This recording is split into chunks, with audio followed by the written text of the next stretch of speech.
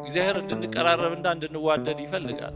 ራስን ብቻ እግዚአብሔርን ትእዛዝ ሳያዛንፉ የፈጸሙ ሌላው የረከሰ ከኛ ጋር እኩል ሆኖ ሊቆጠር የማይገባው የራቀ አድርጎ ማሰብ። ታላቁ ልጅ ከአባቱ ቤት አልወጣም፣ በመንፈስ ግን ከአባቱ ጋር አለ። ክርስትና ለዓለም ሁሉ የተሰጠ ለሰው ሁሉ መዳኛ ሆኖ የተሰጠ ዓለም አቀፍ ለሁሉ ልጅ የተሰጠ የህይወት መንገድ ነው። ለሆነ አካባቢ፣ ለሆነ ሰፈር፣ ለሆነ መንደር፣ ለሆነ ቋንቋ የተመደበ የተሰጠ አይደለም። ቤተክርስቲያን የትም ሀገር ብትሆን የትም ቦታ ብትሆን አንዲት ናት። የሚበልጥ የሚያንስ የለም። በሃይማኖት አንድ እስከሆነ እግዚአብሔር የሰጠን ጸጋ እኛ ተገብቶን ሳይሆን እሱ የሰጠን ስለሆነ የምናመሰግንበት እንጂ የምንመካበት ሊሆን አይገባም። ከራሳቸው አጥቢያ አልፎ ስለሌላው ለማሰብ የሚከብዳቸው ለዚህ ነው። አሁን አንዱ አጥቢያ ጧፍ ተርፎ ማሰሪያ ሆኖ ተመልሶ ይሸጣል። ሌላ ቦታ ግን 2 ጧፍ መቀደሻ እንኳን ተሰናይ ይርቃል። ከአጥቢያ ዘለን ማሰብ ራሱ ችግር። ሌላውን ዝቅ ማድረግ፣ ራስን ከፍ ማድረግ። እግዚአብሔር እንዲህ ያለ ነገር ይወዳል።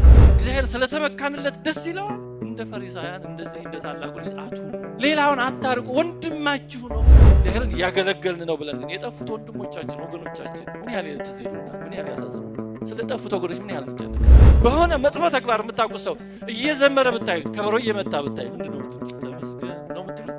እዚህ ደግሞ አስመሳይ ማላቀም ሰው እንደ እግዚአብሔር ያላየው መሰለው ነው የምትሉት። የምር በቤተ ክርስቲያን የምንኖር ከሆነ የምር በአባታችን ቤት የምንኖር ከሆነ እንዴት ወንድም ሲጠፋ ዝም ይባላል? ሰው እኮ ክርስቲያን ሳፈወርቅ የሚለዋል ስለሌላው ወገኑ መዳን ግድ የማይለው ሰው እኔ እሱ ይድናል ብዬ አላምንም። እግዚአብሔርን የምንወደው ለምንድን ነው? ለስጦታው ነው ወይስ ስለ አባትነቱ ነው?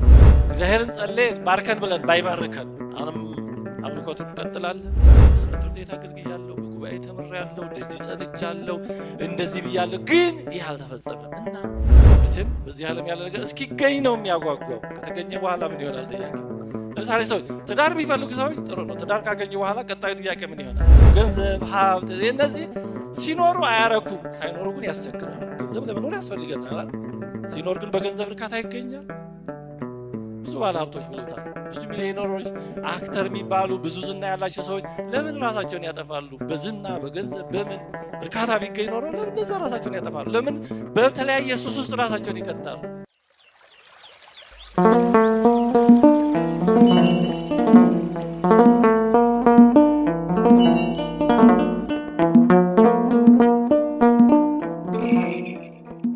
በስመ አብ ወወልድ ወመንፈስ ቅዱስ አህዱ አምላክ አሜን።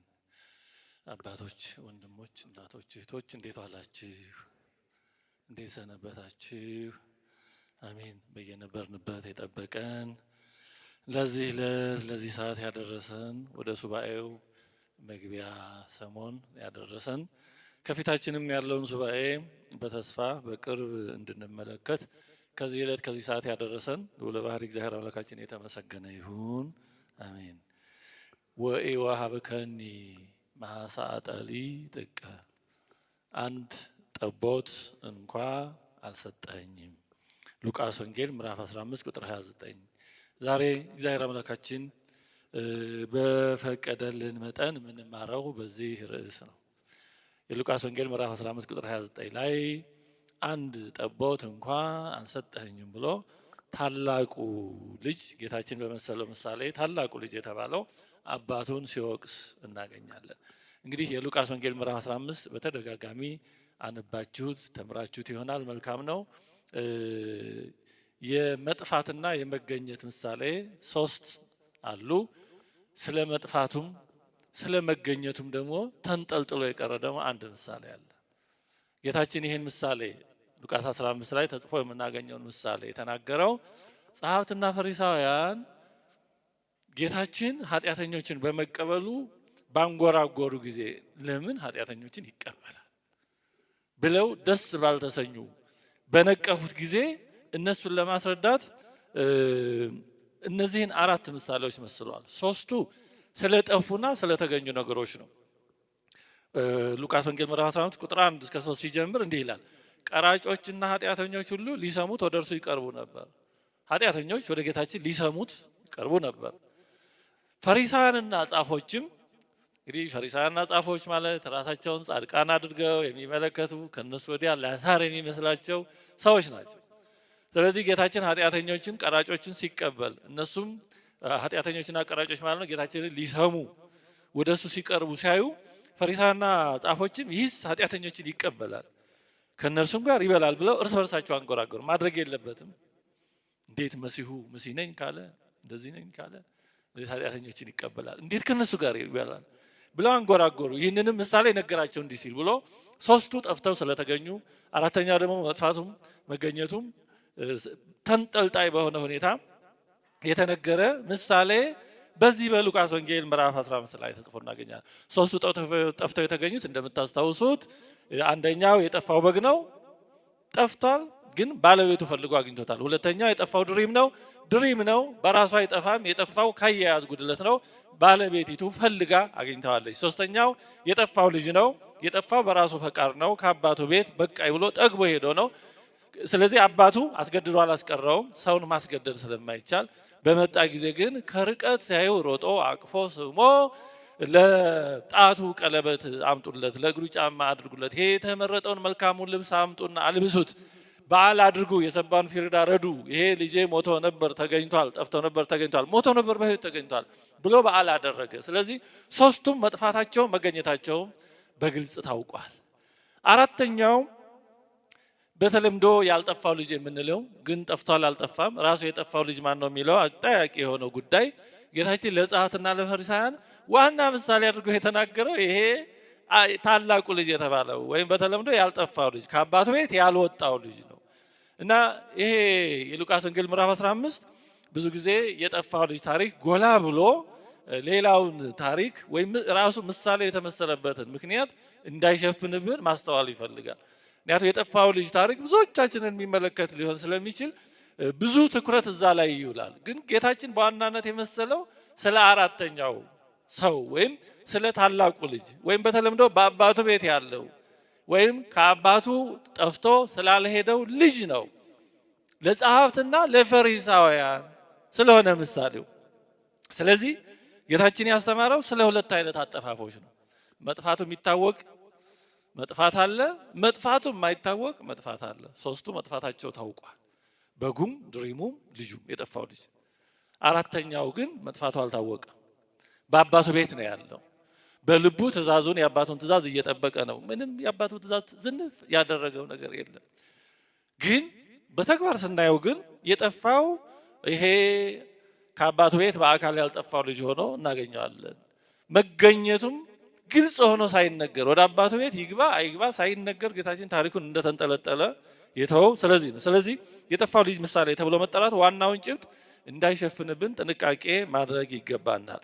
ምክንያቱም የዚህ ምሳሌ ዋናው ርዕሰ ጉዳይ ዋናው ካራክተር ወይም ገጸ ባህሪ በአባቱ ቤት እያለ ግን የጠፋው ልጅ ስለሆነ እና እውነቱን ለመናገር ታላቁ ልጅ ምሳሌ ወይም በአባቱ ቤት እያለ የጠፋው ልጅ ምሳሌ ቢባል በደንብ ምሳሌውን ሊገልጸው ይችላል። እንግዲህ ታላቁ ልጅ በተለምዶ ያልጠፋው ልጅ የምንለው በእርሻ ነበረ ይላል። መጥቶም ወደ ቤት በቀረበ ጊዜ የመሰንቆና የዘፈን ድምፅ ሰማ። ከብላቴናዎችም አንዱን ጠርቶ ይሄ ምንድን ነው? በአባቴ ቤት ያለው ይሄ ድግስ በዓል ምንድን ነው ብሎ ጠየቀ። አያችሁ፣ በአባቱ ቤት ስለሚደረግ ነገር እንግዳ ነው። ልብ አድርጎ ግን አባቱ ጋር አለ ለወጉ። ምንድን ነው የሚደረገው በአባቴ ቤት ብሎ ጠየቀ። እርሱም ወንድምህ መጥቷልና በደህና ስላገኘው አባቴ የሰባውን ፊርዳ አረደለት አለው። ተቆጣም፣ ሊገባም አልወደደም። አባቱ ሞቶ ለመነው። እርሱ ግን መልሶ አባቱን እንዲህ አለው፣ እነሆ እኔ ይህን ያህል ዓመት እንደ ባሪያ ተገዝቼልሃለሁ፣ ከትእዛዝህም ከቶ አልተላለፍኩም። ለእኔም ከወዳጆቼ ጋር ደስ እንዲለኝ አንድ ጠቦት እንኳን አልሰጠኸኝም። ነገር ግን ገንዘብህን ከጋለሞቶች ጋር በልቶ ይህ ልጅህ በመጣ ጊዜ የሰባውን ፊርዳ አረድክለት አለው። አባቱ ግን ልጄ ሆይ አንተ ሁልጊዜ ከኔ ጋር ነህ፣ ለእኔም የሆነ ሁሉ የአንተ ነው። ዳሩ ግን የወንድምህ ሞቶ ነበር ሕያው ሆነ ስለሆነ፣ ጠፍቶ ነበር ስለተገኘ ደስ እንዲለን ፍስሐም እንድናደርግ ይገባናል አለው። ስለ ቃሉ እግዚአብሔር አምላካችን የተመሰገነ ይሁን። እንግዲህ በተለምዶ ያልጠፋ የሚባለው ልጅና አባቱ ያደረጉት ምልልስ ነው። ይሄ ያልጠፋ የሚባለው ወይም ታላቁ ልጅ አንዱ ችግሩ ምን ይመስላችኋል? አንዱ ችግሩ ወንድሙን ወንድሜ አይደለም ያለው፣ ይሄ ልጅህ ነው ያለው። አርቆ ማለት ነው። ወንድሜ ጠፍቶ ነበር ተገኘ አይደለም ያለው። በደሉን እንኳን ሲናገር ወንድሜ እንዲህ አድርጓል ይሄ ልጅህ ብሎ ከርሱ አርቆ ነው የተናገረው። ወንድሜ አላለውም። ምክንያቱም ይሄ በሐሳቡ እኔ ንጹህ ነኝ ትእዛዝህን አልተላለፍኩም፣ ይሄ ግን ከትእዛዝህ ወጥቶ ከቤትህ ርቆ ወደ አሕዛብ አገር ገብቶ እሪያ አሳማ ጋራ ሲረክስ የከረመ ይሄ ለኔ ወንድሜ ሊሆን አይችልም። እኔ ከቤት አልወጣም፣ ከትእዛዝህ አልተላለፍኩም፣ ርኩስ ወደሆነ ቦታ አልሄድኩም፣ ከአሕዛብ ጋር አልተገናኘሁም። ስለዚህ እኔ ንጹህ ነኝ፣ እኔ ቅዱስ ነኝ፣ እኔ ከፍ ባለ ደረጃ ያለሁ ነኝ። ይሄ ግን ከዚህ ሁሉ ተቃራኒ በሆነ ሁኔታ የኖረ ስለሆነ ለኔ ወንድም ሊሆን አይገባው ነው። ለዚህ ነው ከራሱ አርቆ ይሄ ልጅህ ያለው ባዕድ አድርጎ ማለት ነው። እንግዲህ ቅድም እንዳነሳሁላችሁ ምሳሌው መጀመሪያ የሚናገረው የተመሰለበት ዓላማ ቀራጮችና ኃጢአተኞችን ይጸየፉ የነበሩት ጸሐፍትና ፈሪሳውያንን በተመለከተ ነው። ይሄ ታላቁ ልጅ እነሱን የሚወክል ነው። ጸሐፍትና ፈሪሳውያን በተለይ አይሁድ ደግሞ በአጠቃላይ ከነርሱ በቀር ለእግዚአብሔር የሚገባ ግለሰብም ሆነ ሕዝብ አለ ብለው አያስቡም ነበር። አይሁድ ትምክህተኞች ነበሩ። ዛሬም ትምክህቱ አይለቃቸው። በብዙ መከራ ይደቆሳሉ፣ ትምክህቱ ግን አይለቃቸው። ስለዚህ ይሄ ታላቁ ልጅ ከነሱ ውጪ ማንም ይድናል ብለው ማንም ለእግዚአብሔር ይገባል ይሆናል ብለው የማያስቡ አይሁድንና እንዳጠቃላይ በተለይ ደግሞ ጸሐፍት ፈሪሳውያንን የሚመለከት ነበር። የተወደዳችሁ የእግዚአብሔር ቤተሰቦች ራስን ከሌላው የተለዩና የተሻሉ አድርጎ ማየት፣ ሌሎችን ደግሞ ከኛ የተለዩ ከኛ ጋር እኩል ሆነው ሊቆጠሩ የማይገባቸው አድርጎ ማየት የሚመጣው ከትምክህት ነው። ራስን ካለማወቅ ነው። ፍቅር ከማጣት ነው። ወንድም እህትነታቸውን ካለመቀበል ነው። ራስን ከማመጻደቅ ነው። እንዲህ ያለውን ነገር ደግሞ እግዚአብሔር አይወድም። እንዲህ ያለው ነገር ያለያያል። ዲያብሎስ ዛሬ በሰበብ በአስባቡ ወንድምነታችንን ወገንተኝነታችንን የአንድ የአዳም ልጆች መሆናችንን እንዳጠቃላይ በተለይ ደግሞ በአንዲት ቅዱስ ቤተክርስቲያን ያለን ከአንድ ማህፀነ ዮርዳኖስ መወለዳችንን ከአንዲት ጥምቀት ማህፀን የእግዚአብሔር ልጅነት ማግኘታችንን ከማይጠፋ ዘር መወለዳችንን እንድንዘነጋና አንዳችን ሌላችንን የሩቅ ሰው አድርገን እንድንመለከት ይታገላል ዲያብሎስ። እግዚአብሔር አንድ ለማድረግ ይታገላል፣ ዲያብሎስ ደግሞ ለመለያየት ይታገላል። ጸሐፍትና ፈሪሳውያን ይሄ የክፉ ሐሳብ ወካዮች ናቸው። በታላቁ ልጅ ጌታችን ምሳሌ የተናገረው እንዲህ ያሉ ሌላውን ወገን የኔ አይደለም ይሄ ልጅ ወደዛ ብለው የሚያርቁ ራሳቸውን ደግሞ የተለየ ቦታ የተለየ ከበሬታ የሚሰጡ ሰዎችን በተመለከተ በምሳሌ ያስተማረው ትምህርት ነው። እግዚአብሔር ሁላችንም ወንድማማችነታችንን እንድናስብ ይሻል። እግዚአብሔር እንድንቀራረብና እንድንዋደድ ይፈልጋል። ዲያብሎስና ፈሪሳዊ አስተሳሰብ ደግሞ በሰበብ በአስባቡ የተለየነን፣ እኛ ከገሌ እንበልጣለን፣ እነገሌ ከኛ ያንሳሉ፣ እነገሌ ከኛ የተለዩ ናቸው ብለን እንዲህ ያለ የልዩነት ድንበር እንድንፈጥር ደግሞ ዲያብሎስና ክፉ መንፈስ ይሰራሉ። በጣም የሚያሳዝነው ይሄ ሌሎችን የማራቅ የተለየ ራስን አድርጎ የመቁጠር በሽታ በዚህ ዓለም ካለ ነው አልፎ ወደ ቅዱሳን ሁሉ አስተላልፈውናል። በጣም በሚያሳዝን ሁኔታ እንደሚታወቀው ቅዱሳንን ሳይቀር የኛና የእነርሱ በማለት ለመለያየት የሚፈልጉ ሰዎች አሉ። የሆኑ ቅዱሳንን ለሆነ አካባቢ የሚሰጡ አቡነ አረጋውያንን ለሆነ አካባቢ የሚሰጡ ሰዎች የሉ። አቡነ አረጋዊ ግን የት ነው የተወለዱት? ትግራይ ነው እንዴ የተወለዱት? አቡነ አረጋዊ ከየት ነው የመጡት? አቡነ አረጋዊ ጥንት ባይዛንታይን ከሚባለው ዛሬ እንግዲህ ሶሪያንና ቱርክን አካባቢ ከሚወክለው ነው የመጡት። ትውልዳቸውም እድገታቸውም ኢትዮጵያ አለ። ግን በሃይማኖት ድንበር ስለሌለ እዛ የነበሩት የኬልቄዶንን ጉባኤ ተቀብለው በመንግስት ደረጃ ኦርቶዶክሳውያኑን ሲያሳድዷቸው ደግሞ በሃይማኖት ወደሚመስላቸው ወደ ኢትዮጵያ መጡ። እኛም ደግሞ ኢትዮጵያ ተወልደው ያደጉ እስኪመስለን ድረስ እንወዳቸዋል። በሰፈር ግን አይለዩ። ቅዱስ ኪሮስን አሁን ትንሽ ተሻሽሎ ካልሆነ በስተቀር ለሆነ አካባቢ የሚሰጡ ሰዎች አልነበሩ። ኪሮስ ግን ሮማዊ ነው በትውልዱ። ኢትዮጵያ ሰሜንም ደቡብም ምስራቅም ምዕራብም የተወለደ አለ። ሮማዊ ነው። ተጋድሎውም በግብፅና በሮም ግዛት የነበረ እና ያችሁ ይሄ የመለያየት በሽታ በቅዱሳን እንኳን ሳይቀር በዛ ደረጃ ወደ መታሰብ ሄደዋል ማለት የደዌው ጽናት ነው የሚያሳየው። በእርግጥ እግዚአብሔር ይመስገን አሁን ትንሽ ትምህርቱ እየተስፋፋ በሽታውም እየቀነሰ ሊሆን ይችላል። እንደዛ እንዲሆንም እንመኛለን። እግዚአብሔር እንዲህ ያለው እንደ በእውነቱ ያስታክስልን ያርቅልን። ስለዚህ ይሄ ልጅህ ብሎ ወንድሙ አራቀ። ይሄ ሌላውን የማራቅ ራስን የበለጡ የተሻሉ አድርጎ የማሰብ በሽታ ቤት ውስጥ አለን የምንለውን ሰዎች የሚፈትን ስለሆነ ነው። ያልጠፋ የተባለው ልጅ ነው ይሄንን ያሰበው። አባቱ ጋር አለ፣ ትእዛዜን አልተላለፍኩም ብሏል። ከቤቱ በአካል አልወጣም፣ በመንፈስ ግን ከአባቱ ርቋል፣ ከወንድሙ ተለይቷል። ምኑን ጠቀመው? አባቱ ጋር በሐሳብ አንድ ካልሆነ፣ ወንድሙን ወንድሜ ካላለ በአባቱ ቤት መኖር ማለት ነው። የተወደዳችሁ የእግዚአብሔር ቤተሰቦች ይሄ አይነት አስተሳሰብ እኛንም እንዳይፈትነን ጥንቃቄ ያስፈልጋል። የኢትዮጵያ ቤተክርስቲያን ልክ ከሌሎች ቤተክርስቲያን የተለየች እንደሆነች የበለጠች የተለየች የሚመስላት የሌለ አድርጎ ለማሳየት መሞከርም ጤነኛ አይደለም። ክርስትና ልክ ኢትዮጵያ ውስጥ ብቻ የተፈጠረ ለኢትዮጵያውያን ብቻ የተሰጠ እንደዚህ አድርጎ ማሰብ ትክክል አይደለም። ክርስትና ለዓለም ሁሉ የተሰጠ ለሰው ሁሉ መዳኛ ሆኖ የተሰጠ ዓለም አቀፍ ለሁሉ ልጅ የተሰጠ የህይወት መንገድ ነው።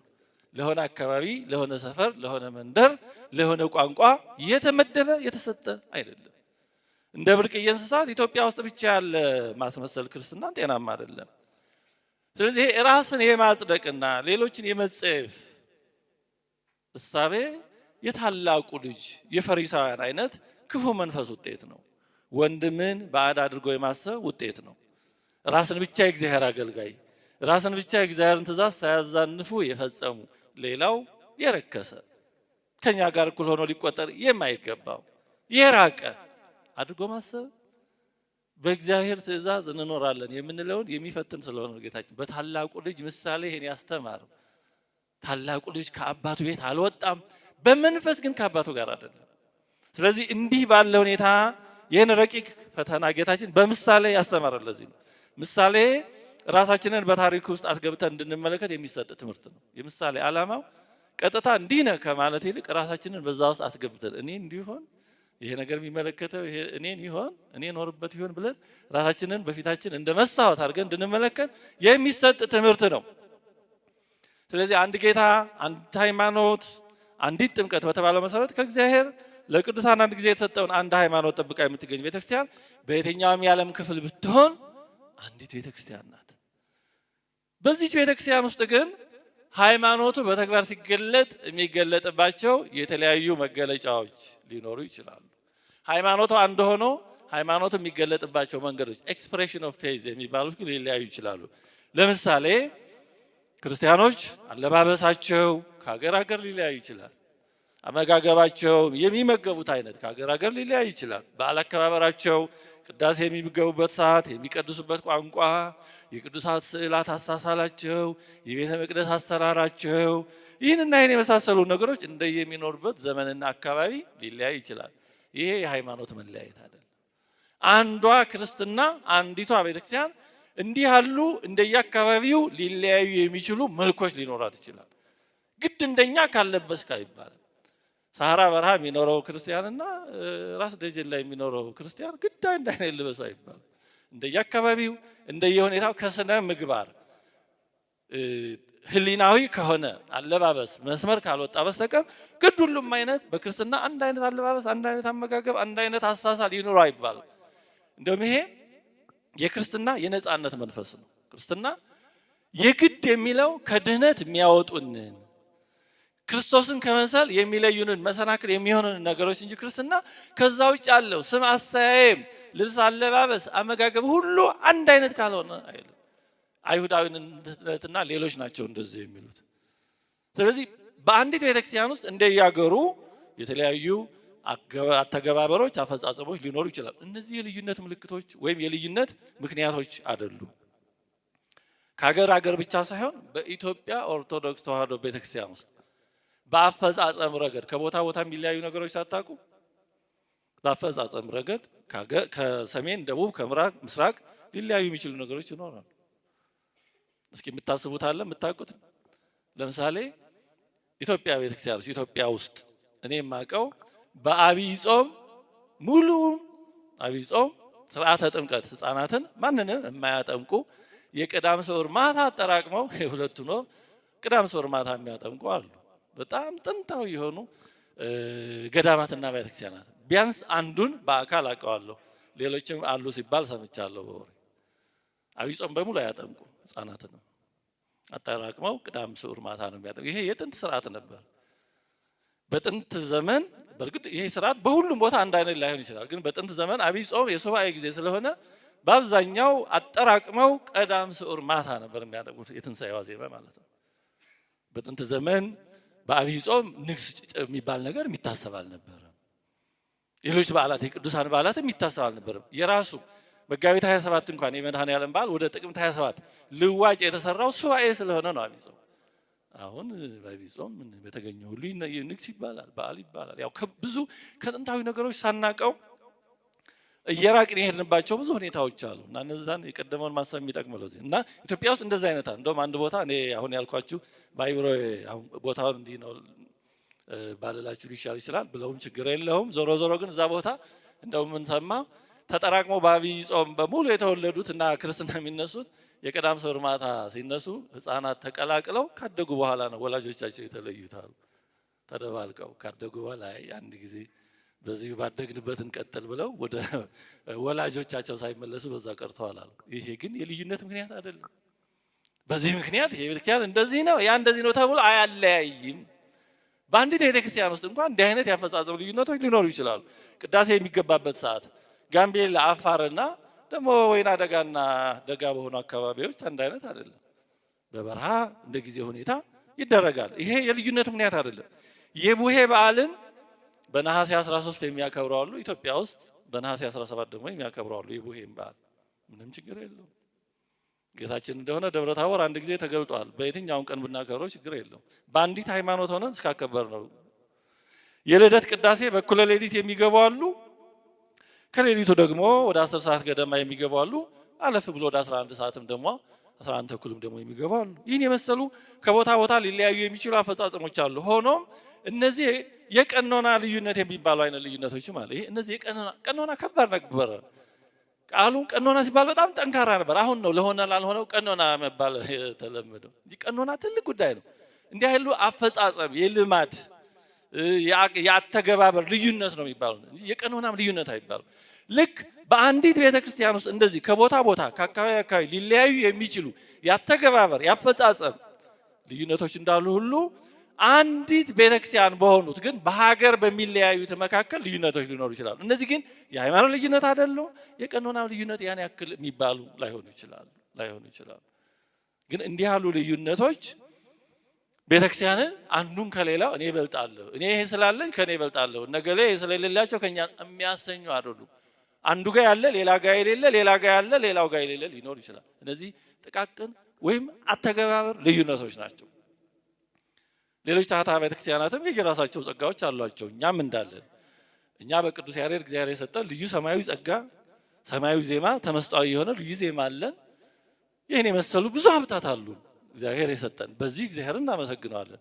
ግን ደግሞ ሌሎች ታህታ ቤተክርስቲያናትም የራሳቸው የሆኑ ጸጋዎች ይኖሯቸዋል። ለምሳሌ የግብጽ ቤተክርስቲያን የገዳማዊ ሕይወት መገኛ ናት። በእርግጥ በሶሪያም በተመሳሳይ ዘመን ተመሳሳይ የመሰለ የገዳማዊ ሕይወት ጅምርና እድገት ነበር ተብሎ ይታወቃል። ዞሮ ዞሮ በጎላው በተረዳው የታላቁ ገዳማዊ ሕይወት መስራቾች እነ ቅዱስ እንጦንስ፣ እነ ቅዱስ ጳኩሚስ፣ እነ ቅዱስ መቃርዮስ እና እነሱን የመሳሰሉ እነ ቅዱስ አሞን የመሳሰሉት ግብፃውያን ናቸው። የቤተክርስቲያን ለዓለም ካበረከተቻቸው ትልቅ አስተዋጽኦዎች አንዱ ገዳማዊ ሕይወት ነው። እንደዚሁም ታላላቆቹ የሃይማኖት አርበኞች እነ ቅዱስ አትናቴዎስ ሐዋርያዊ፣ እነ ቅዱስ ቄርሎስ አምደ ሃይማኖት፣ እነ ቅዱስ ጴጥሮስ ተፍጻሜተ ሰማዕት፣ እነ ቅዱስ ዲዮስቆሮስ ጥርሱ እስኪፈልስ ድረስ ለእውነት የቆመ የግብፅ ቤተክርስቲያን አባቶች ናቸው። የእኛም አባቶች ናቸው። በትውልድና በቦታ ግን ደግሞ ኮፕቲክ ናቸው። የቤተክርስቲያን አባቶች ናቸው። እንደዚሁም መድኃኒታችን ኢየሱስ ክርስቶስ እንደምናውቀው ከእናቱ ከእመቤታችን ጋር በስደት ዘመኑ 3 ዓመት ያክል በግብፅ በእግሩ ተመላልሷል። ብዙ ቦታዎች ጌታችን ያረፈባቸው ስራ የሰራባቸው ከእናቱ ጋር ዛሬ ድረስ አሉ ግብፅ። ይህን የመሰሉ ብዙ ስጦታዎች አሏት የግብፅ ቤተክርስቲያን። ኢሳይያስ 19:19 ላይም በዚያን ቀን በግብፅ ምድር መካከል ለእግዚአብሔር መሰዊያ በዳርቻም ለእግዚአብሔር አምድ ይሆናል ተብሎ አስቀድሞ ገና በብሉይ ኪዳን ስለ ግብፅ ቤተክርስቲያን ትንቢት ተነግሮላታል። እንደውም የግብፅ ቤተክርስቲያን ይሄንን ጥቅስ ብዙ ቦታ ላይ እንደ አርማ ያሳዩታል። ልክ እኛ ኢትዮጵያ ታበጽህ እደዊሃ ሀበ እግዚአብሔር፣ ኢትዮጵያ እጆቿን ወደ ማን ተዘረጋለች? ወደ እግዚአብሔር የሚለውን እንደ ትልቅ ሀብት አድርገን እንደምንጠቅሰው ነውም። እነሱ ደግሞ ይህን ይጠቅሱታል። እግዚአብሔር ለሁሉም የሚሰጠው ጸጋ አለ። እኛ ይህን ጥቅስ እንደምንወደው እንደምናከብረው እነሱም ያን ጥቅስ ያከብሩታል። ያም ጥቅስ እግዚአብሔር ቃል ነው እንወደዋለን፣ ይህም ጥቅስ እግዚአብሔር ቃል ነው እንወደዋለን። በቅርብ ጊዜም ከ1960 እስከ 63 ዓመተ ምህረት ድረስ በእኛ አቆጣጠር በግብጽ ቤተክርስቲያን ዘይቱን በተባለች የእመቤታችን ቤተክርስቲያን እመቤታችን ለሶስት ተከታታይ ዓመታት ለእስላሙ፣ ለክርስቲያኑም፣ ለአቴይስቱም ለማንኛውም በግልጽ በገሃድ እየታየች 3 ዓመት ተገልጣ ታይታለች። ይህን ታሪክ ታውቃላችሁ አይደል? ይህን ታሪክ ታውቃላችሁ? አዎ፣ ይህንማ በዚህ ዘመን ኖረን ማወቅ አለብን። ግብጾችን ክርስቲያኖችን ሙስሊሞቹ ሊያጠፏቸው ዝተውባቸው ነበር ይባላል። በተለይ ከእስራኤል ጋር በተደረገው ጦርነት ምክንያት በዛ ግብጾች የደረሰባቸውን ሽንፈት ክርስቲያኖቹ ላይ አመካኝተው እስከ ተወሰነ ጊዜ ድረስ ሰተናቸዋል። ወይ ስለሙ ወይ ሀገር ለቃችሁ ጥፉ፣ አለዛ የሚከተለውን ለመቀበል ተዘጋጁ፣ እናጠፋቸዋለን። በዚህ ጊዜ ነው እመቤታችን በዛ ቤተክርስቲያን ላይ እየታየች 3 ዓመት በተከታታይ እየታየች ተገለጠች። በዚህ ጊዜ በክርስቲያኖች ላይ እንደዛ ዛቻ ያመጣው አካል እናጠፋቸዋለን ያለው አካል ኧረ እቺ የክርስቲያኖች እመቤት ኃይለኛ ናት ታጠፋናለች ብለው አርፈው ተቀመጡ። ክርስቲያኖች ህልውናቸው ቀጠለ። እንዲህ ባለ ተአምራት ነው የኖሩ ናቸው። እመቤታችን በግልጽ 3 ዓመት ታይታለች። ይሄ በነገራችን ላይ ከጌታችን ትንሣኤ በኋላ ብዙ ተአምራት ቢኖሩም ለክርስትና እውነተኛነት እንደ ትልቅ ምስክር ሆኖ የሚገለጽ ነው። ለኦሪየንታል አብያተ ክርስቲያናት ይሄ ኬልቄዶንን ለማንቀበለው ለኛ እውነተኛነት እንደ ትልቅ ምስክር ሆኖ የሚገለጽ ነው። ምክንያቱም ስህተት እንደዚህ ኬልቄዶንን ባለመቀበላችን የሚወቅሱን ራሳቸው የተሳሳቱ አካላት ስህተት ብንሆን ኖሮ እመቤታችን ለተሳሳቱ ክርስቲያኖች አትገለጥም ነበር። እመቤታችን ስህተትን ልትደግፍ አትችልም። እመቤታችን ስህተትን ልታበረታታ ትችላለች? አትችልም። ስለዚህ እንደ ትልቅ መገለጥ ነው። እውነት በእውነት ጥንት በደብረ ምጥማቅ የተደረገውን 5 ቀን እንደምናከብር ያው መቼም ሁሉ በዓል ስለማይሰራለት እንጂ በጣም በእውነት የተለየ መታሰቢያ የሚያስፈልገው ነገር ነው። እመቤታችን በጋር ተገልጣ ስለ እመቤታችን እናትነት፣ ስለ ክርስቶስ አምላክነት፣ ስለ ክርስትና እውነተኛነት በአደባባይ የተመሰከረበት ነው። በእውነቱ ይህን የመሰለ ሀብት ያላቸው ናቸው። በየዘመናቱም ብዙ ቅዱሳንን ያፈራችና እያፈራች ያለች ቤተክርስቲያን ናት። ቅርብ ጊዜ እንኳን ቅዱስ ቄርሎስ 6ኛ አሁንም ለብዙ ሰዎች ተአምራት ያደርጋሉ። እንዲሁም ደግሞ ቅድስት ኤሬኔ የተባለች እናት ብዙዎቻችሁ ታውቋት ይሆናል። ቅርብ ጊዜ ያረፈች የዛሬ 19 ነው 19 ዓመት ያረፈች በጣም የምትገርም ታላቅ እናት ለብዙዎችም ኢትዮጵያም አሁን ለብዙዎች እየረዳቻቸው ነው በጸሎቷ። እሷ ጸሎት ብዙ ረድኤት ያገኙ ሰዎች እንዳሉ ሰማል። ሌሎችም ቅዱሳን ነበሯቸው፣ ዛሬም አሏቸው። ታዲያ የግብጽ ቤተክርስቲያን በዚህ ሁሉ ጸጋዋ ልትመካ ይገባል። እንዳውም የመጀመሪያውን የቤተክርስቲያን ጉባኤ ኒቄያን፣ ሁለተኛውን ቁስጥንጥንያን፣ ሶስተኛውን ኤፌሶንን የመሩት የእስክንድርያ ቤተክርስቲያን አባቶች ናቸው። እኛ እንደ መንበር ተወክለን እዛ አልነበሩ። አይ እናንተ እኮ አልነበራችሁ እኛ ነን የመራ ነው ቢሉ ደስ ይለናል ወይ? የኛ ቤተክርስቲያን ትበልጣለች። የነ እንጦንስ፣ የነ መቃርስ፣ የነ አትናቴዎስ፣ የነ ቄርሎስ ናት። ስለዚህ ቤተክርስቲያን ከሌላው ትበልጣለች ቢሉ ያምርባቸዋል? ያምራል? ትምክት በሌላው የማያምር ከሆነ ያን ገልብጦ መረዳት ያስፈልጋል። እየተግባባን ነው አይደለም? ስለዚህ ሰው ባለው እግዚአብሔር በሰጠው በአባቶቻችን በዜማችን በሌላው እግዚአብሔርን ማመስገኛ እንጂ እንደዚህ ልጅ ራስን ከፍ ሌላውን ዝቅ ማድረግ እንደዚያ የምናደርግበት እንዳይሆን ነው። የሶሪያ ኦርቶዶክሳዊት ቤተክርስቲያንም በጣም የሚያኮራ በታሪክ ሰው መኩራት ካለበት ማለት ነው ብዙ ታሪክ ያላት ናት። የኢየሱስ ክርስቶስ ተከታዮች ለመጀመሪያ ጊዜ ክርስቲያን የሚለው ስም ይወጣላቸው በየት ነው ይላል መጽሐፍ ቅዱስ? ክርስቲያኖች መጀመሪያ ክርስቲያን የተባሉት በየት ነው ይላል? በአንጾኪያ የሶሪያ ዋና ከተማ ነበረች። አሁን ታሪክ ተፋልሶ ነው እንጂ። ስለዚህ የሶሪያ ቤተክርስቲያን ክርስቲያኖች መጀመሪያ ይህ ስም የወጣልን በሷ ነው፣ በዛ ቦታ ነው። የሶሪያ ቤተክርስቲያን መንበሯን የመሰረተው ቅዱስ ጴጥሮስ ነው። ቅዱስ ጳውሎስና ቅዱስ ጴጥሮስ ብዙ ጊዜ ያስተማሩባት ቤተክርስቲያን ናት የሶሪያ ቤተክርስቲያን። ቅዱስ ጳውሎስ 3ቱንም ሐዋርያዊ ጉዞዎችን የጀመረባትና የፈጸመባት የቅዱስ ጳውሎስ ሐዋርያዊ ጉዞ መነሻና መድረሻ ነበረች። ሐዋርያዊ ተልእኮ ስምሪት የሚሰጥባት በኋላም ደግሞ የሚፈጸምባት ቦታ ነበረች። ከኢየሩሳሌም በኋላ ዋና የክርስትና መናኸሪያና ማዕከል አንጾኪያ ነበረች። እነ ቅዱስ አግናጢዮስ ምጡለ አንበሳ፣ እነ ቅዱስ ኤፍሬም ሶርያዊ ዳሴ ማርያምን የደረሰው፣ እነ ቅዱስ ዮሐንስ አፈወርቅ፣ እነ ቅዱስ ሳዊሮስ ዘአንጾኪያ፣ እነ ቅዱስ ያዕቆብ ዘስሩግ፣ እነ ቅዱስ ያዕቆብ ዘልበረዲ፣ እነ ቅዱስ ፊልክስዮስ ዘማቡግ መጽሐፈ መነኮሳትን ከጻፉት ከሶስቱ አንዱ። በእርግጥ ኤፍሬም ማን ነው? ማሪሳቅም ወደዛ አካባቢ ነው። አረጋዊ መንፈሳዊም ወደዛ አካባቢ ነው። እነዚህ ሁሉ የሶሪያ ቤተክርስቲያን ልጆች፣ የሶሪያ ቤተክርስቲያን አባቶች ነበሩ። እነዚህን የመሰሉ ታላቅ ቅዱሳን የተገኙባት ቤተክርስቲያን ናት የሶሪያ ቤተክርስቲያን። የራሷ የሆነ ቀደምት የዜማ ስልት የነበራት ቤተክርስቲያን ናት። ታዲያ በዚህ ሁሉ ጸጋዋ የሶሪያ ቤተክርስቲያን እኔ ከሌሎች እበልጣለሁ፣ የነ ቅዱስ ዮሐንስ አፈወርቅ፣ የነ ቅዱስ አግናጢዮስ እንደዚህ የተባለብኝ ብትል ያምርባታል? እንደዚህ ማለት በእነሱ የማያምር ከሆነ እነሱ ሌሎቹ ሊሉት የማይገባ ከሆነ በሌላም በእኛም አያምርም ማለት ነው። ሌሎች አሃት ቤተክርስቲያናትም የየራሳቸው የሆነ ታሪክና ሀብት አላቸው። ስለዚህ እኛ ልንመካ የሚገባው እግዚአብሔር በሰጠን ጸጋ በአባትነቱ፣ ከዛ ውጭ ያለው ደግሞ እግዚአብሔር የሰጠን ጸጋ እኛ ተገብቶን ሳይሆን እሱ የሰጠን ስለሆነ የምናመሰግንበት እንጂ የምንመካበት ሊሆን አይገባም ነው። የታላቁ ልጅ ደዌው ይሄ ነበር። የፈሪሳውያን ችግራቸው ለዚህ ነው ጌታችን በምሳሌ ያስተማረው ሌሎችን ዝቅ ማድረግ፣ ከኛ ወዲያ ላሳር ማለት። ከሃይማኖት ልዩነት ምንም ማድረግ አይቻልም። ከአንዲቷ ቤተክርስቲያን ውጭ ድህነት የለም። ከእውነተኛዋ ቤተክርስቲያን ውጭ ድህነት የለም። በአንዲት ቤተክርስቲያን ውስጥ ግን የአገር መለያየት፣ የአስተዳደር መለያየት፣ በአንድ ቦታ ያለ ልማድ በሌላ ቦታ መኖር አለመኖር ቤተክርስቲያንን ከፍ እና ዝቅ የሚያደርጋት አይደለም። ስለዚህ ጥቃቅን በሆኑ ነገሮች ሌሎችን ዝቅ አድርገን እንደ ታላቁ ልጅ እነዚህ ብሎ ማራቅ፣ ራስን ደግሞ ከፍ ማድረግ፣ ለእግዚአብሔር የቀረበ ትእዛዛቱን የጠበቀ እንደሆኑ አድርጎ ማሰብ ውስጣችን እንዳይኖር ካለም ተገቢ አለመሆኑ እንድንረዳ ነው ጌታችን በምሳሌ ያስተማረን። ከዚህ የተነሳ ነው የተወደዳችሁ የእግዚአብሔር ቤተሰቦች በሃይማኖት የተለዩ መሆን የሚፈለግ አይደለም። ሃይማኖት ቱሪዝም አለማ። በቱሪዝም ምናልባት የተለየ ሌላ ሀገር የሌለ ነገር ይጠቅም ይሆናል፣ ጎብኚዎችን ሊሰበስብ። በሃይማኖት ግን መለየት የሚፈለግ አይደለም። እዚያ ሁሉ ነገር አንድ ልሙጥ ላይሆን ይችላል፣ ይሁንም አይባልም፣ ከመጣ ምንም አይደለም። ግን በሃይማኖት መለያየትና ልዩ መሆን የሚፈለግ አይደለም። በራስ ማንነት እርግጠኛ መሆን፣ በታሪካችን በሀገራዊ ማንነታችን እርግጠኛ መሆን በጣም አስፈላጊ ነው። ምክንያቱም እግዚአብሔር ይመስገን ያለን ታሪክ በጣም የሚገርም ነው። እንደውም የኢትዮጵያ ታሪክ ራሱን ችሎ በደንብ ሊሰጥ የሚገባው ትምህርት ነው። በእውነቱ ራስን ማወቅ አስፈላጊ ነው። ያለን ታሪክ በጣም የሚገርም ነው።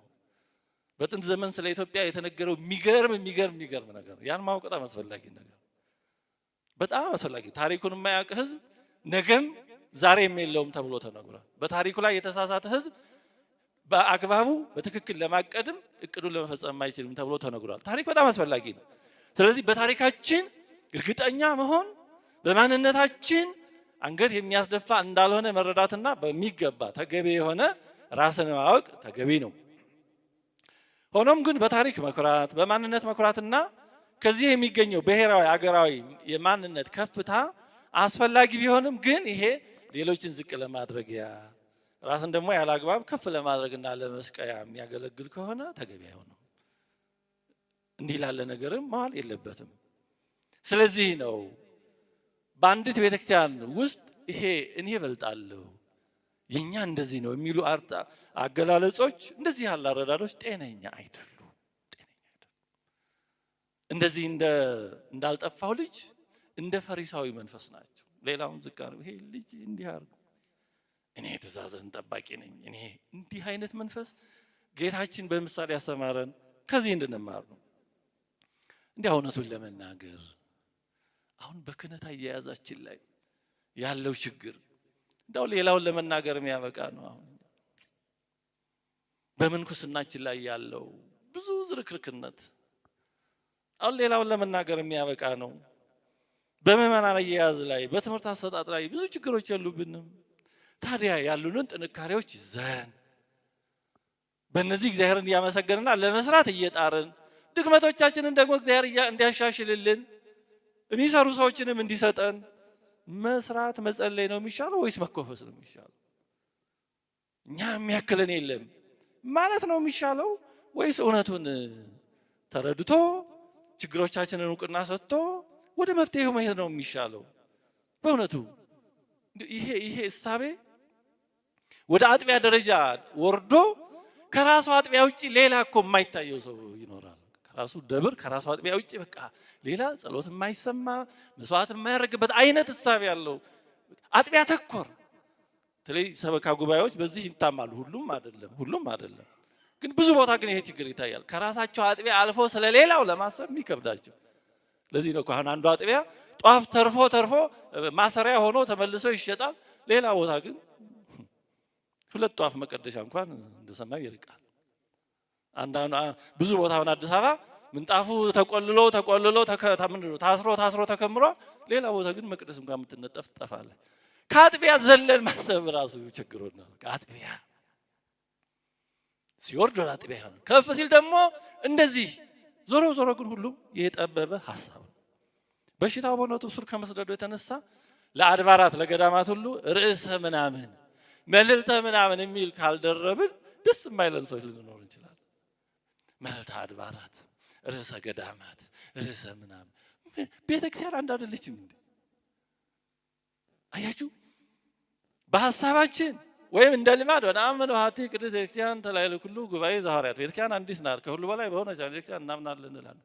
በልባችን ግን ብዙዎቻችን ይሄ ወይ አልተረዳነውም ወይ ምናልባት አልተዋሃደንም ማለት እንዳይሆን ነው። ቤተክርስቲያን የትም ሀገር ብትሆን የትም ቦታ ብትሆን አንዲት ናት። የሚበልጥ የሚያንስ የለም። በሃይማኖት አንድ እስከሆነች ነው። አሁን በሃይማኖት አንዲት ስለሆነች ቤተክርስቲያን ነው የምናየው። በሃይማኖት ከተለያየ እዚህ ጎናችንም ቢሆን የተለየ ነው። በሃይማኖት አንድ ከሆነ ግን መቀደሻው ቋንቋ የሆነ አለባበሱ የሆነ ያሆነ በሃይማኖት አንድ እስከሆነ ድረስ ኦሪየንታል በተለይ ኦሪየንታል አሃት ቤተክርስቲያን እስከሆነ ድረስ በሀገር በመሳሰለው እንዲህ ባሉ ልዩነት አይኖርም። እና እንዲህ ያሉ የመለያየት ሐሳቦች ከዚህ ከታላቁ ልጅ አይነት መንፈስ ጋራ በዛ መንፈስ የሚቃኙ ስለሆኑ ሌላውን ዝቅ ማድረግ ራስን ከፍ ማለት እግዚአብሔር እንዲህ ያለ ነገር ይወዳል። እግዚአብሔር ስለተመካንለት ደስ ይለዋል እኮ አስቀድሞ ያስተማረው። እንደ ፈሪሳውያን እንደዚህ እንደ ታላቁ ልጅ አትሁኑ፣ ሌላውን አታርቁ፣ ወንድማችሁ ነው። ለዚህ ነው ጌታ ታላቁ አባት የእግዚአብሔር ምሳሌ ነው። ይሄ ወንድምህ አለው። ያ ታላቁ ልጅ ይሄ ልጅህ አለ። እሱ ደግሞ ይሄ ወንድምህ ጠፍቶ ነበር ተገኝቶ። አያችሁ ክፉ ሰዎች ማራቅ ይፈልጋሉ። ትምክት ሌላው ከኔ ጋር እኩል አለ ብሎ ማራቅን ራስን መለየትን ይፈልጋል። እግዚአብሔር ደግሞ ወንድምህ ነው አታርቀው፣ ዝቅ አድርገህ አትመልከተው። አዎ ከቤት ጠፍቶ ነበር፣ አሳማ እረኛ ሆኖ ነበር፣ ብዙ ችግር ደርሶበታል። ግን ወንድምህ ነው፣ ሲመጣ ደስ ይልህ። ወንድምህ ነው፣ ወንድምነቱ አይፋቅም። እና የተወደዳቸው እግዚአብሔር ቤተሰቦች ይሄን የሚያራርቅ የሚያለያይ የሚያስታበይ መንፈስ ጥሩ ስላልሆነ እንድንረዳው ልብ እንድንለው ነው። እግዚአብሔርን በስንቱ ነው የምናሳዝነው? በእውነቱ በጸሎታችን በተደጋጋሚ እንዲሁም በእንተ ቅድሳት ላይ ስለ አንድነታችን እንማልዳለን እያል እግዚአብሔር አንድነታችንን እንዲያጸናልን ዘወትር እንማልዳለን እንጂ መለያየትን አንናፍቅም። የተደረገው መለያየት እያሳዘነን በኬልቄዶን የተደረገው መለያየት አልሽር ብሎ ቤተክርስቲያንን ጎድቶ አሁን ድረስ አልጠገን ያለ መለያየት እያሳዘነን ለምን ለመለያየት ለማምጣት ይፈልጋል? ማንን ይጠቅማል መለያየት? እግዚአብሔር ይደሰታል አይደለም?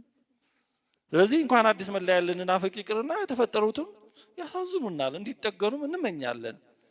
ስለዚህ እንደዚህ እንደ ታላቁ ልጅ የመለያየት መንፈስ ራስን የመለየት ብቸኛ አድርጎ የማየት የመቁጠር መንፈስ ጤነኛ ስላልሆነ ልዩነትን መስበክ ክርስቲያናዊነት አይደለም። ያን ክርስትና ቅርስ አይደለም። ለምሳሌ ኢትዮጵያ ውስጥ ያለ የተለየ እንስሳ ወይም አውሬ ወይም እጽዋት ምናምን ቢኖር ለብዙ ነገር ሊጠቅም ይችላል፣ ቢያንስ ለቱሪዝም ወይም ለሌላም ነገር። በሃይማኖት ግን መለያየት አይጠቅም። እንደውም አንዲቷ እውነተኛ ሃይማኖት በዓለም ሁሉ እንድትኖር ቢቻል ዓለም ሁሉ በአንድ እንዲያምን ነው መመኘትም ያለብን። ቅዱስ ጎርጎርዮስ ነባቤ መለኮት ምን ይላል?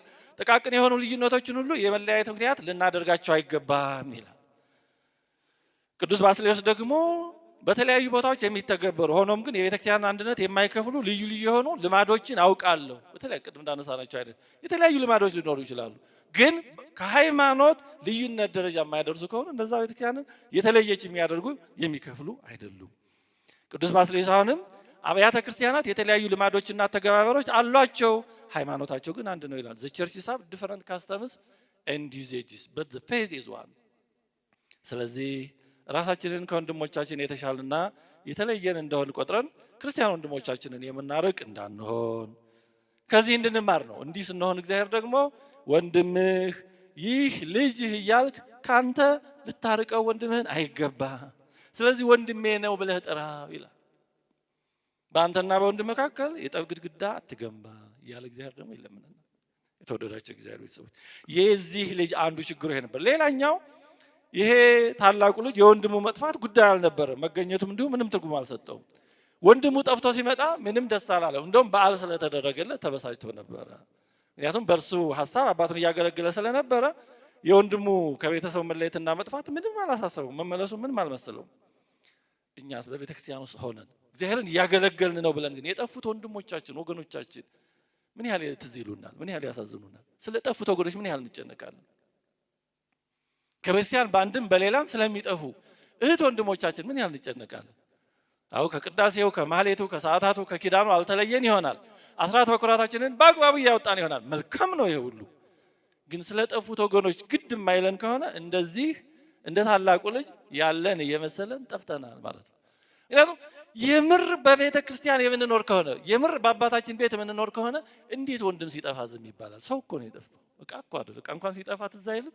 ከብራችን እንኳን ሲጎደል አይታወቀን ነው?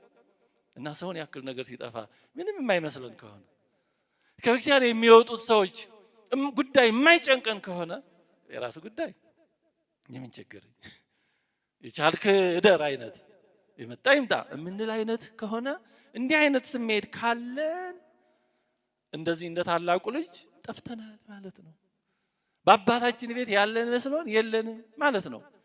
መጥፋታቸው የማያሳስባቸው ሰው ደግሞ መገኘታቸውም ትርጉም አይሰጠውም። እንዲያውም በመገኘታቸው ሊበሳጭ ይችላል። እነዚህ ነውረኞች እዚህ ብቻ ምን አመጣቸው ሊል ይችላል። አሁን ለምሳሌ በሆነ ተጨባጭ በሆነ ነውር የምታውቁት ሰው ቤተክርስቲያን መጥቶ ብታይ ምን ትላላችሁ? እሰይ ተመስገን እንኳን መጣ ነው የምትሉት? እዚህ ምን አመጣው እዚህ ሊያረክስ ነው ቤተክርስቲያን ነው የምትሉት? በሆነ መጥፎ ተግባር የምታውቁት ሰው እየዘመረ ብታዩት ከበሮ እየመታ ብታይ ምንድነው የምትሉት? ተመስገን ነው የምትሉት? እዚህ ደግሞ አስመሳይ ማላቀም ሰው እንደ እግዚአብሔር ያላየው መሰለው ነው የምትሉት? የምር ያልጠፉ ሰዎች በጠፉ ሰዎች ያዝናሉ፣ ይጨነቃሉ፣ ሲመጡም ይደሰታሉ።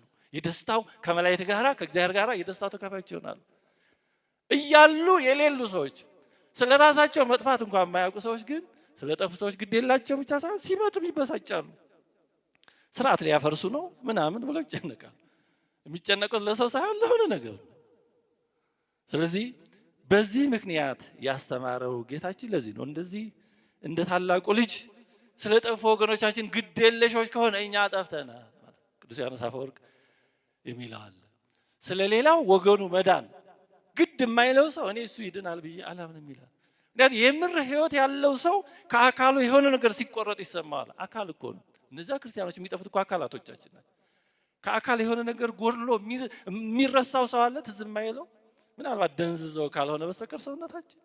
ስለዚህ እንዲህ ያለ መጥፋቱ የማይታወቅ አጠፋፍ ስላለ ነው ጌታችን በዚህ በታላቁ ልጅ ምሳሌ ያስተማረው። ስለዚህ የተወደዳችሁ እግዚአብሔር ቤተሰቦች በሰዎች መጥፋት የቤተክርስቲያን ልጆች ጉዳይ የማይጨንቀን ግድ የማይሰጠን ከሆነ የምር እኛ አለን አልጠፋንም ብለን ራሳችንን መጠየቅ አለብን ማለት ነው። ሌላው ሶስተኛው ትምህርታችንን ያዝ አድርገን እንጨርሳለን። ታላቁ ልጅ የሚገርመው ሌላው ጉዳይ ስራውን እየሰራ በአባቱ ቤት የነበረውን በዓልና ደስታ ግን አልሰማም። መጥቶ እንደ እንግዳ ነው የጠየቀው። እንደውም ሌላ ሰው ነው የጠየቀው። ከብላቴናዎችም አንዱን ጠርቶ ይሄ ምንድን ነው ብሎ ጠየቀ። በአባቱ ቤት የሚሆነው ነገር አላወቅም፣ ግን እኮ አባቱ ጋር ነው። ሰው ሲጠፋ እንደዚህ ነው። በአካል አለ፣ ከደስታው ግን የለም፣ ከበዓሉ ግን የለም። ስለዚህ አሁን እኛም በደም ቆመን እያስቀደስን ሰዓታቱን ኪዳኑን ሁሉን እያደረስን ግን የምር ረቂቅ ከሆነው ደስታ ላንካፈል እንችል ይሆናል።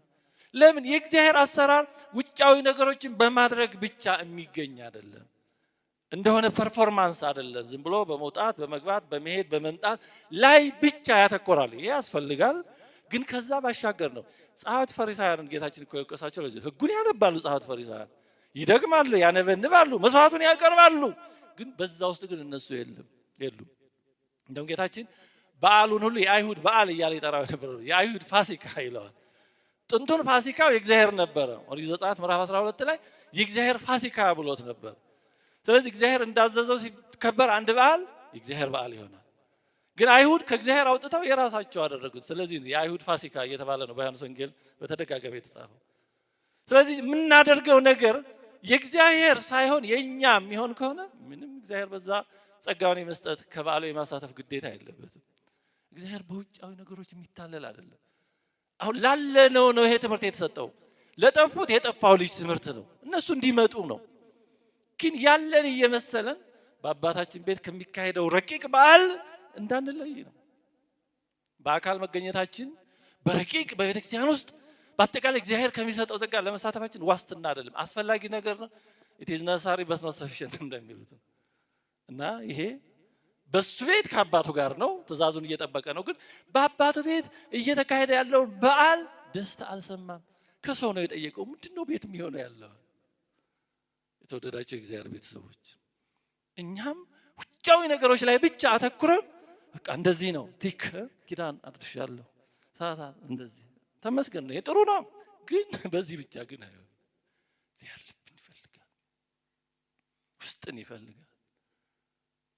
ስለዚህ እንዲህ እያደረግን ግን በአባታችን ቤት ከሚሆነው ነገር እንግዶች ሆነን እንዳንጠይቅ ነው። ምንድነው እየተካሄደለው? ብዙ ሰው ከቤተክርስቲያን ኖሮ ቤተክርስቲያን ሳያውቅ ይጠፋና እኔ አልዛመ እንደዚህ ነበርኩ የሚሉ ሰዎች ገጥሟቸው ያውቁም። እኔ አላስቀዳሽ ነበርኩ፣ ሰንበት ተማሪ ነበርኩ፣ ዲያቆን ነበርኩ ምናምን። እነዚህ ሰዎች የኖሩት እንደ ትልቁ ልጅ ነው። ከአባታቸው ጋር የኖሩ መስሏቸዋል፣ ግን በተግባር ግን አልኖሩም። በአባታቸው ቤት ያለውን በዓል፣ ደስታ፣ ሚስጥር፣ ትምህርት አልተረዱም። በውጭ በሽፋኑ ነው የኖሩት፣ በስክሪን ሴቨሩ ነው የኖሩት፣ ወደ ውስጥ አልገቡም። አንዲት ሴት ናት አለች ይተባ አንዲት ሴክሬታሪ ዴስክቶፕ ላይ ብዙ የፋይል እዛ ተቀምጦ አይታ ሙልት አለ። አረ ኮምፒውተር የሞላብኝ እና ስክሪን ሴቨር ወይም ዴስክቶፑ ብቻ አይደለም። እና ይሄ ያልጠፋው ልጅ ሶስተኛው ችግሩ ይሄ ነበር። በአባቱ ቤት ያለውን የሚሆነውን በዓል አላወቀም፣ አልተሳተፈም፣ ደስተኛም አልሆነም። በኋላም ሲነገረው አራተኛው ችግሩ ሁለቱም ልጆቹ ይሄ ከጠፋውም ልጅ ጋር የሚጋራው ነው። አባታቸውን ሳይሆን የፈለጉት ከእርሱ የሚገኘውን ጥቅም ነው።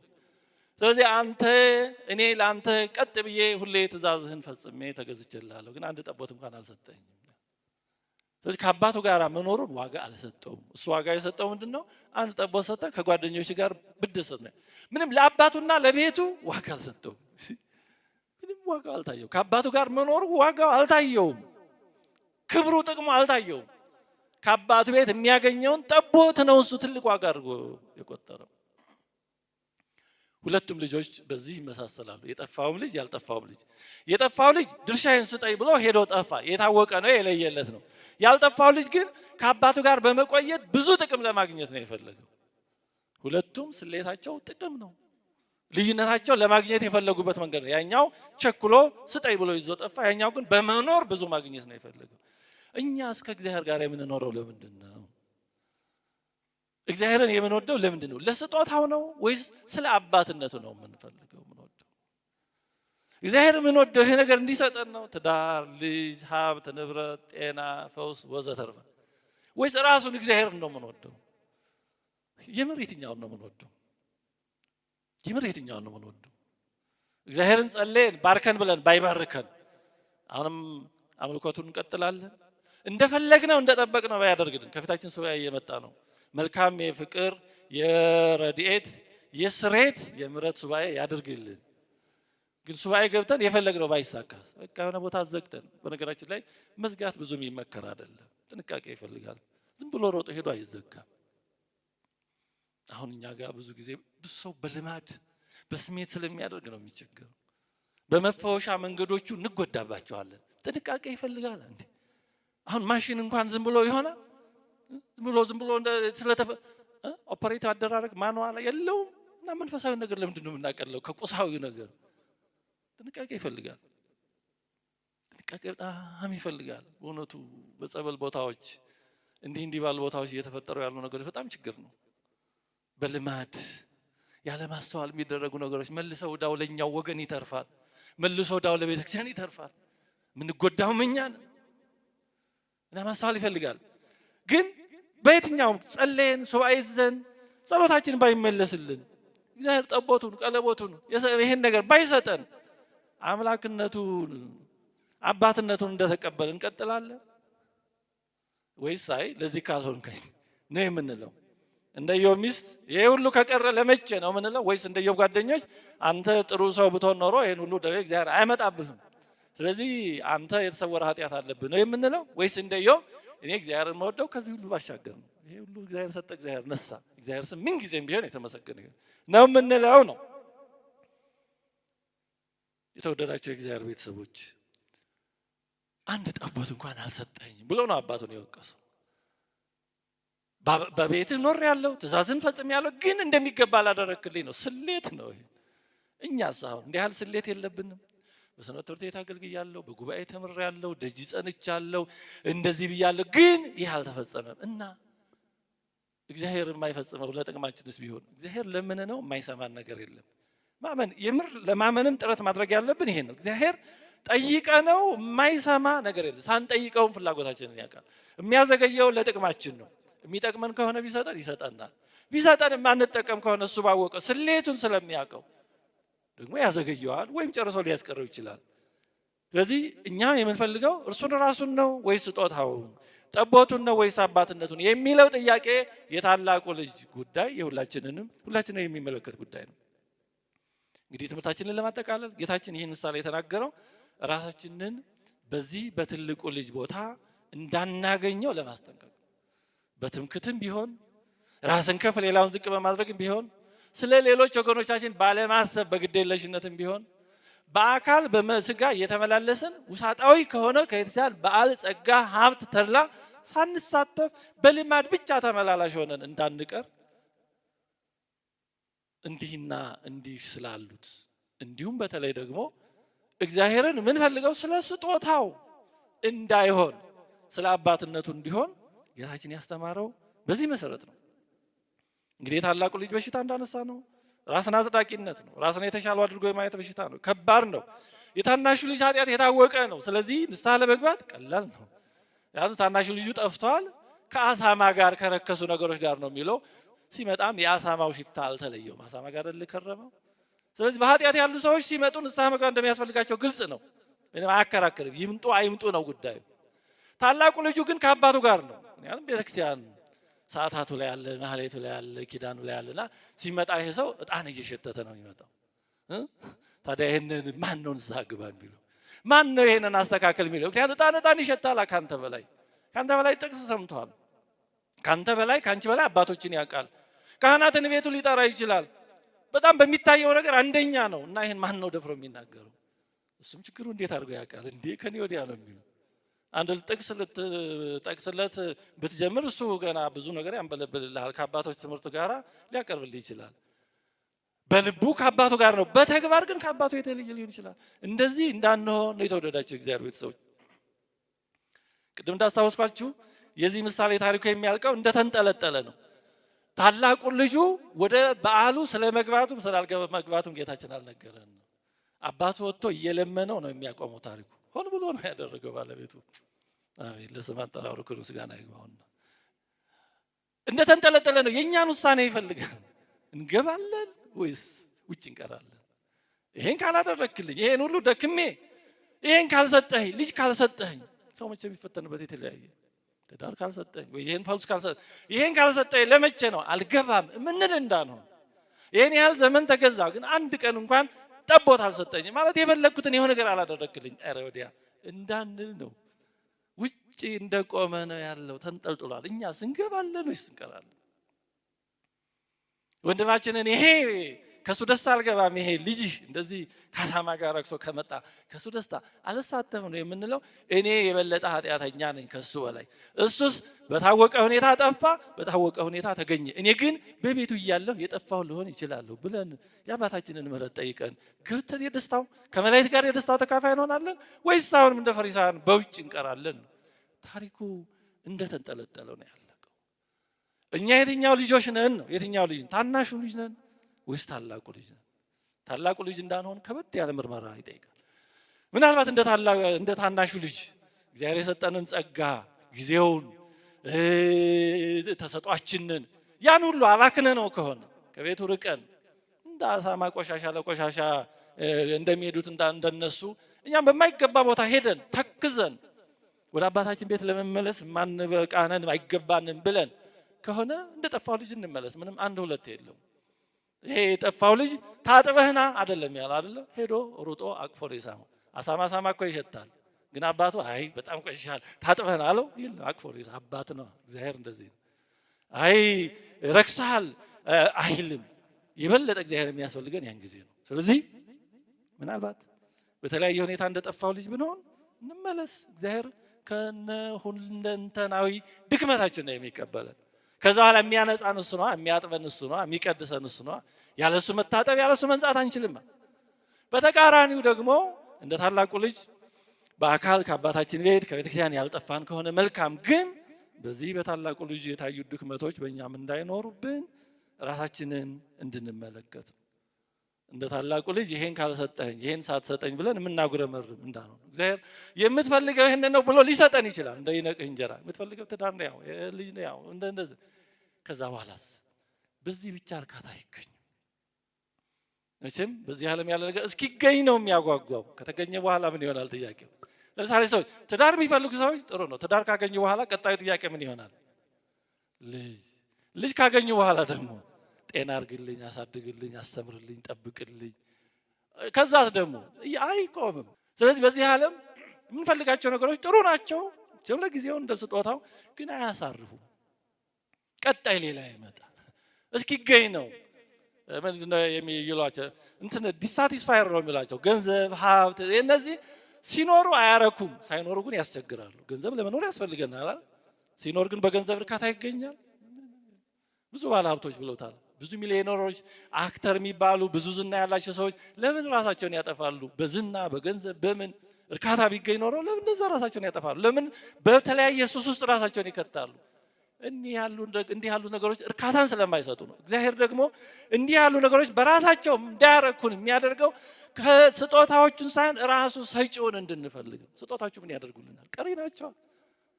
የማይቀረውን እሱን አባትነቱን ገንዘብ እንድናደርግ ነው እግዚአብሔር ይፈልጋል።